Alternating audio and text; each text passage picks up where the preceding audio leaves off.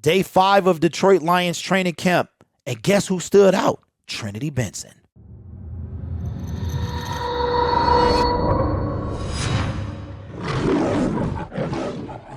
Hello everyone, my name is Derek and welcome back to Detroit Lions Syndicate. If you are new to this channel, we talk all things about the Detroit Lions and we make content almost every day. Short, to the point, precise videos that don't take up a lot of your day. So if that's your type of thing, subscribe to this channel. And if you want videos to appear in your notification feed, then hit the notification bell. As the Detroit Lions enter their 5th day of practice, there's been quite a few standouts, but I think none more than the expected 2nd overall pick, Aiden Hutchinson. We've been hearing a lot about him the last couple of days. Pretty much he's on day 2, 3, and 4. But we got a Trinity Benson sighting today coming from Dave Briquette.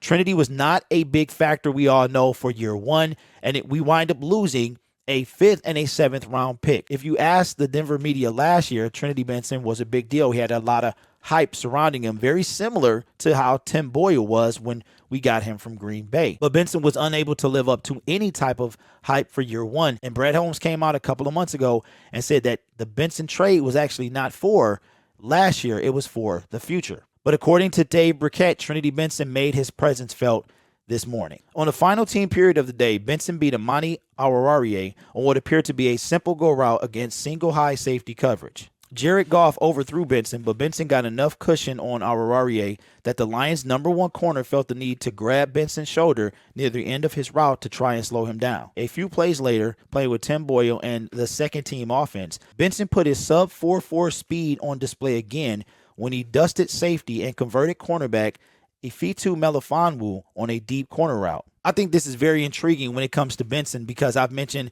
that this might be the first real mistake that Brad Holmes has made in losing that 5th and 7th round pick when we traded for Trinity Benson, and he was a non-factor for the 2021 season. And maybe it came out that Jared Goff didn't even trust Trinity because last month Jared Goff and his receivers had a practice and Trinity was not there. But it looks like that's not the case at all. Jared Goff says, "I love Trinity. He's done a great job. I told him in the spring, I thought he had a great spring." Similar to Amon-Ra St. Brown, just seeing him kind of mentally take that next step of understanding coverage and understanding where he's supposed to be in. And it really comes with understanding the offense. Like, where are you supposed to be on this play?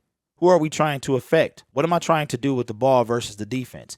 When receivers can understand that, it changes the game, and he's getting there as well. Our wide receiver room has had a drastic overhaul from last season. We went from a bunch of nobodies to too many good receivers, quite possibly. So it looks like Trinity Benson is going to be competing with Quintez Cephas. He's no lock to make the roster, but I think the Detroit Lions are going to carry 6 wide receivers.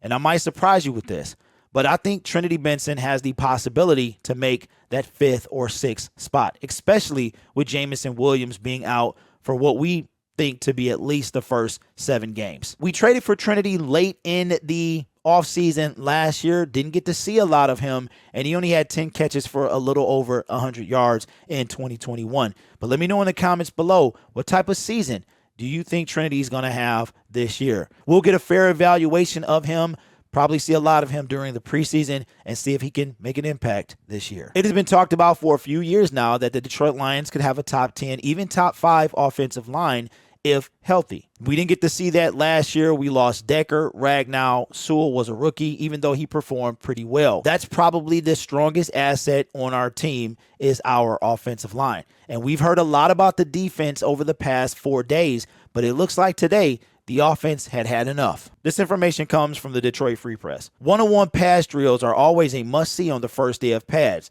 and the Lions' first-team offensive line lived up to its billing as a unit with top 10 potential Monday. I counted 9 reps by the Lions' starting offensive line. Everyone went twice but Taylor Decker, and 9 wins by the offense. Decker walled up Charles Harris in their only matchup, though he was complimentary of Harris after practice, saying Harris' nonstop motor has made him a better player. I love having him on the team. He doesn't say a word out there in practice. He's the quietest guy. He plays super hard. He's consistent. He's not dirty. He just plays hard. He's a good teammate, and he's going to make me better, and hopefully I can make him better. That's Taylor Decker on Charles Harris. But what about rookie standout so far, Aiden Hutchinson? How did he fare today against Panay Sewell. Rookie first-round pick Aiden Hutchinson has been a camp standout so far, but he had a modest performance in one-on-one drills. Right tackle Panay Sewell kept Hutchinson at bay in both their reps, and Hutchinson jumped early on the second one. And Darren Paulo did a good job moving his feet to stay with Hutchinson in Hutchinson's third rep near the end of the period. Hutchinson beat Paulo with the first step, but Paulo recovered nicely, sliding his feet to cut off Hutchinson's path to the quarterback, then staying with a spin move. That's great to see our offensive line start to make some noise on that side of the ball. We've been hearing about the defense forever now, and especially Aiden Hutchinson. These guys have so much potential, and it was great to see them step up and finally get on the board after what seemed like dominance by the defense the past couple of days. Today was the first day of training camp that was open to the public, where you didn't have to be a season ticket holder. So let me know in the comments below if you went today, or do you plan on going at all before the last practice, which will be next Wednesday. This Saturday, we have the Family Fun Fest at Ford Field, and then we have the preseason game 6 days after that. The Lions do have an afternoon practice starting at 1:30 next Monday, so if you can't go in the morning, you might be able to make it in the early afternoon next Monday, August 8th, in Allen Park. I can't believe it. Football is back. In 72 hours, the Hall of Fame game will be taking place. We have 11 days until the first preseason game and 41 until the home opener for the Detroit Lions. You guys are awesome. Take care of yourself, and as always, go Lions.